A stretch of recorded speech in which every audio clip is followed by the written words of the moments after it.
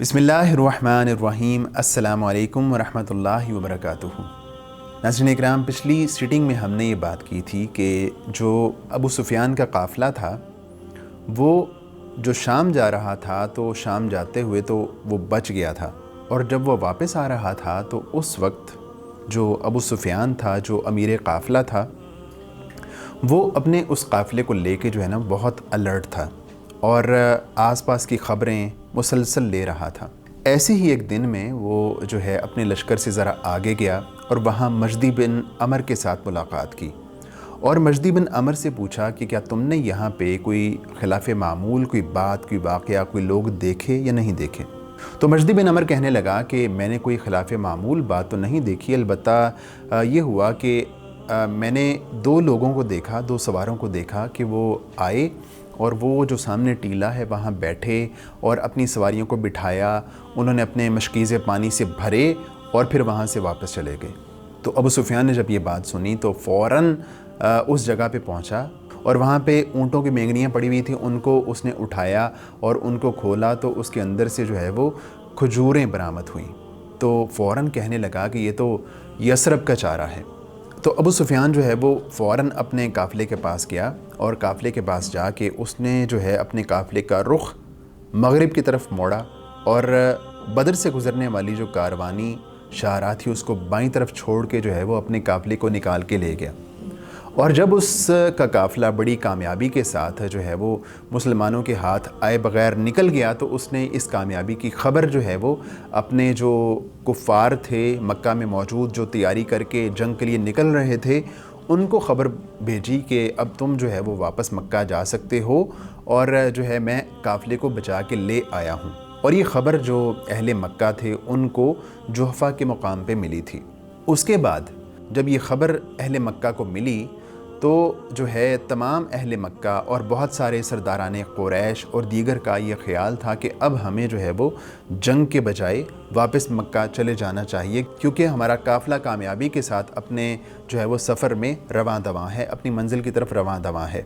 تو ایسے میں ابو جہل جو ہے وہ آڑے آیا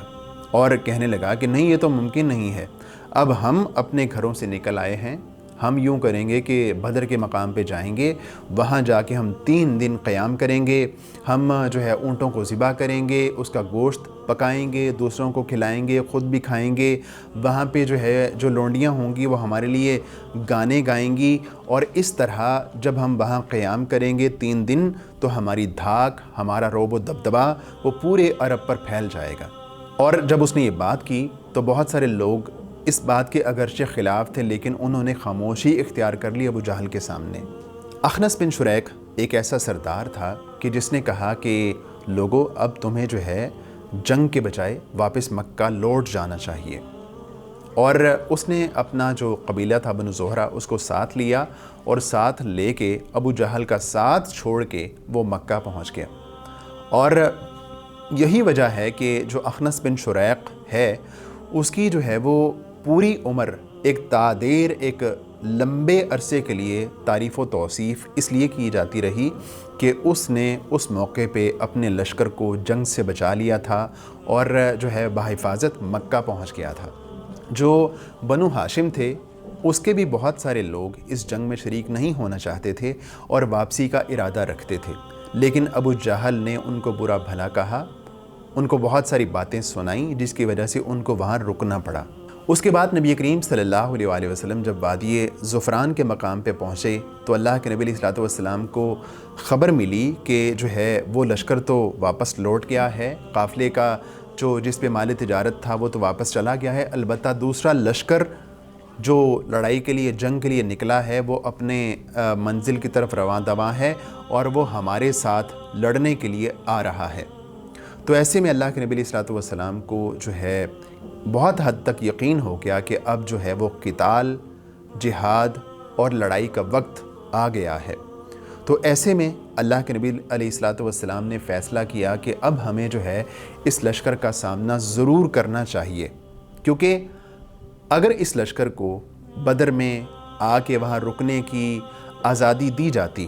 اور ان کو آزادی کے ساتھ وہاں جو ہے وہ رہنے کا موقع مل جاتا تو یہ مسلمانوں کے لیے ایک بہت بڑی شکست کا پیغام تھا۔ کیونکہ اگر وہ وہاں آتے تو وہاں آ کے ممکن تھا کہ وہ صرف بدر تک نہ ٹھہرتے بلکہ آگے بڑھتے اور مدینہ پر حملہ کر دیتے، اور وہاں کے جو لوگ تھے، وہاں کے جو بچے تھے، وہاں کی جو عورتیں تھیں، ان کو جو ہے وہ ظلم و تشدد کا نشانہ بناتے۔ تو ایسے میں اللہ کے نبی علیہ الصلوۃ والسلام نے فیصلہ کیا کہ اب ہمیں اس لشکر کا سامنا کرنا چاہیے۔ جب اللہ تعالیٰ کی طرف سے کچھ آیات نازل ہوئیں تو اس کے بعد ایک گروہ ایسا تھا کہ جب ان کو پتہ چلا کہ اب ہمیں لڑنا پڑے گا، لڑائی کرنی پڑے گی، قتال کرنا پڑے گا، تلوار جو ہے وہ چلانی پڑے گی، تو وہ بہت ڈر گیا۔ ایسے گروہ کے بارے میں اللہ تعالیٰ نے قرآن کریم میں بعض آیات بھی نازل فرمائیں۔ اس کے بعد جب اللہ کے نبی علیہ الصلوۃ والسلام اور تمام صحابہ کرام کا جو ہے وہ ایک اکٹھ ہوا، مجلس ہوئی، تو اس میں جناب ابو بکر صدیق رضی اللہ عنہ سب سے پہلے اٹھتے ہیں اور ایک بہت ہی زبردست نصیحت کرتے ہیں، تقریر کرتے ہیں۔ اس کے بعد جناب عمر فاروق رضی اللہ عنہ اٹھتے ہیں اور وہ بھی اللہ کے نبی علیہ الصلوۃ والسلام کو تسلی دینے کے لیے، صحابہ کرام کو تسلی دینے کے لیے بڑی ہی زبردست گفتگو کرتے ہیں۔ ناظرین کرام، اس کے بعد مقداد بن عمر رضی اللہ عنہ اٹھتے ہیں اور کہتے ہیں کہ اے اللہ کے رسول صلی اللہ علیہ وآلہ وسلم، آپ نے ہمیں جو راہ دکھائی ہے ہم اس پر رواں دواں ہیں، اور کہنے لگے کہ اے اللہ کے رسول، اللہ کی قسم ہم بنی اسرائیل کی طرح نہیں ہیں جنہوں نے موسیٰ علیہ السلام سے کہا تھا فَاذْهَبْ أَنْتَ وَرَبُّكَ فَقَاتِلَا إِنَّا هَاهُنَا قَاعِدُونَ، جنہوں نے کہا تھا کہ اے موسیٰ جاؤ اور جا کے تم لڑو اور تمہارا خدا لڑائی کرے، ہم تو یہاں بیٹھے ہوئے ہیں آرام سکون کے ساتھ۔ کہنے لگے اے اللہ کے رسول صلی اللہ علیہ وآلہ وسلم، آپ نے جو فیصلہ کیا ہے آپ اس پر عمل کیجئے، ہم آپ کے ساتھ ہیں، آپ اگر ہمیں برق غمات تک بھی لے جائیں گے تو آپ ہمیں کبھی بے وفا نہیں پائیں گے۔ ان تین صحابہ نے ایک بڑی ہی خوبصورت گفتگو کی، ایک جوش و جذبے سے بھرپور تقریر کی۔ تو ان تینوں لوگوں کا جو تعلق تھا وہ مہاجرین کے ساتھ تھا۔ تو اللہ کے نبی علیہ الصلوۃ والسلام جو ہے وہ چاہتے تھے کہ اب انصار میں سے بھی کسی شخص کو اٹھنا چاہیے اور گفتگو کرنی چاہیے۔ تو اللہ کے نبی علیہ الصلوۃ والسلام کہتے رہے اے لوگوں مجھے مشورہ دو، اے لوگوں مجھے مشورہ دو۔ تو حضرت سعد بن معاذ رضی اللہ عنہ، جن کا تعلق جو ہے وہ قبیلہ انصار کے ساتھ تھا، وہ کھڑے ہوتے ہیں اور اللہ کے نبی علیہ الصلوۃ والسلام سے کہتے ہیں اے اللہ کے نبی علیہ الصلوۃ والسلام، کیا آپ کا اشارہ انصار کی طرف ہے؟ تو اللہ کے نبی علیہ الصلوۃ والسلام فرماتے ہیں ہاں، میرا اشارہ تمہاری ہی طرف ہے۔ تو آپ حضرت سعد بن معاذ رضی اللہ عنہ گویا ہوتے ہیں اور کہتے ہیں کہ اے اللہ کے رسول علیہ الصلوۃ والسلام، ہم آپ پر ایمان لائے ہیں، ہم نے آپ کی تصدیق کی ہے اور